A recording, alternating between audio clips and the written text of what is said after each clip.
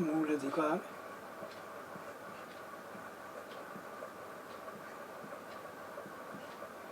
अनुच्छेद 21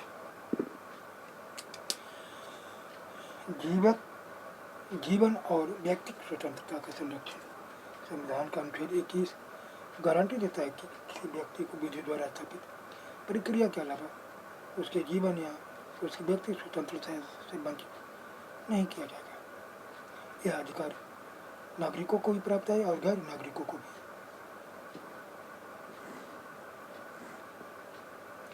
जीवित रहने का अधिकार केवल शारीरिक अस्तित्व तक सीमित नहीं बल्कि मानवीय गरिमा के साथ जीवित रहने का अधिकार भी उसके परिक्षेत्र में आता है।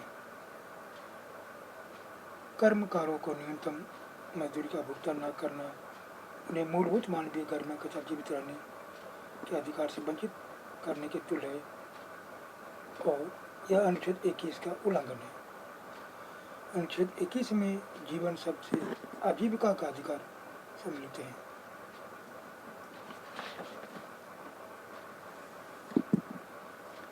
अनुच्छेद 21 की सीधी सादी अपेक्षा को पूरा करने के लिए उसका उपयुक्त रूप से पुनर्वास किया जाना चाहिए। नीरजा चौधरी बनाम मध्य प्रदेश में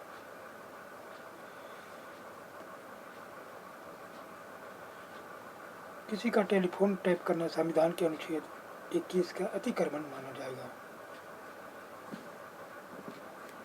गिरफ्तार किए गए व्यक्तियों को यदि पुलिस के संरक्षण के काल में अमानवीय यातनाएं दी गई तो उसे राज्य द्वारा मुआवजा दिया जाना चाहिए।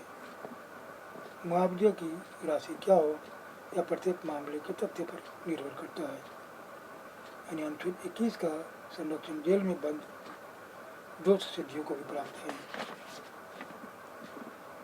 विदेशी यात्रा का अधिकार किसी व्यक्ति की व्यक्तिगत स्वतंत्रता का अंग है जो एक व्यापक संकल्पना है। प्रदूषण मुक्त वायु का अधिकार अनुच्छेद 21 के अंदर समाविष्ट है।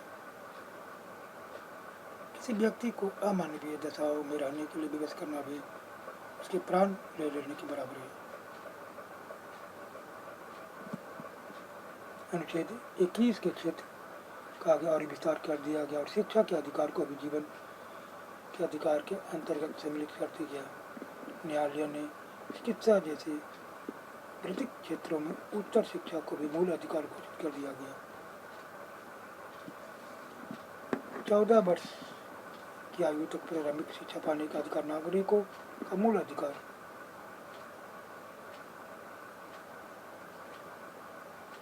सात जून 1994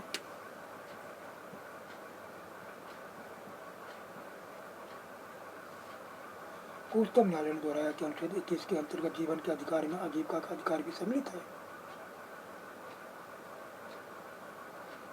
शिक्षा का अधिकार अनुच्छेद 21 का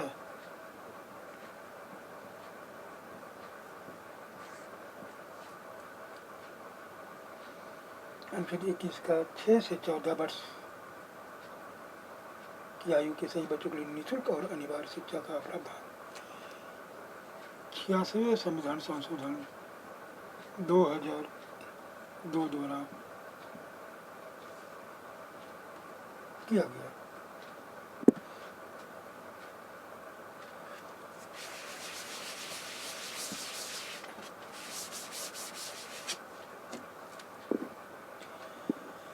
गिरफ्तारी तथा निरोध से संरक्षण। लोगों को बिना मुकदमा चलाए कैद में डाल देना औपनिवेशिक शासन में आम बात थी। स्वतंत्रता संग्राम के दौरान एक प्रमुख मसला था। अनुच्छेद 22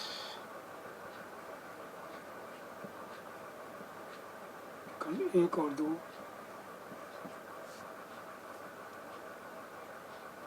निर्धारित किया गया कि किसी व्यक्ति को जिसे गिरफ्तार किया गया हो ऐसी गिरफ्तारी के कारणों से अवगत कराए बिना निरुद्ध नहीं रखा जाएगा।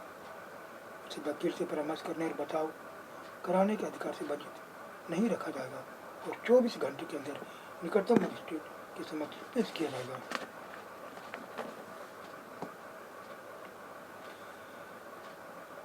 निवारक निरोध को 3 महीने से अधिक अवधि के लिए विधि द्वारा अधिकृत नहीं किया जा सकता जब तक कि सलाहकार बोर्ड उसके लिए पर्याप्त कारण न देखता। और बहरहाल कानून इस प्रकार के निरोध की अधिकतम अनुज्ञात अवधि का उपबंध होना ही चाहिए।